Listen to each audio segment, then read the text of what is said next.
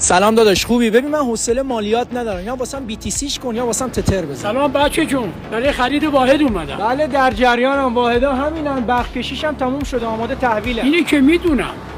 به بابات میگی بیا باهاش صحبت کنم؟ بابام عمرشو داده به شما. خدا رحمتش کنه. پس من تلفنی با کی صحبت کردم؟ با خودم. یعنی همه این برج مال توئه؟ چیز عجیبیه. پس ارث بهت رسیده ماشاءالله.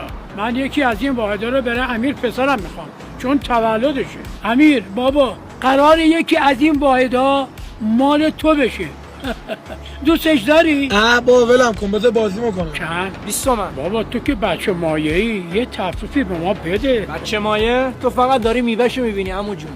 بچه مایه به کسی میگن که خرجشو بابا ننش بده.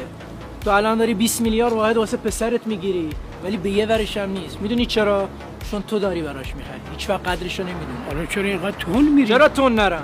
روز و شبمو گذاشتم پای این کار. وقتی همه خواب بودن من بیدار بودم، جون کندم، پوستم کنده شد تا به اینجا رسیدم که تو به من بگی بچه مایه. هر چی که میبینی و خودم به دست آوردم، پس نوش جونم. نه خوشم اومد. بچه زرنگی. آقای فریدم. آقا فرید، کاسبی سرت میشه، ولی من دیگه این واحد رو نمیخوام. چرا؟ پررو میشه، خودش بخره قشنگ‌تر. همینم اصلشه.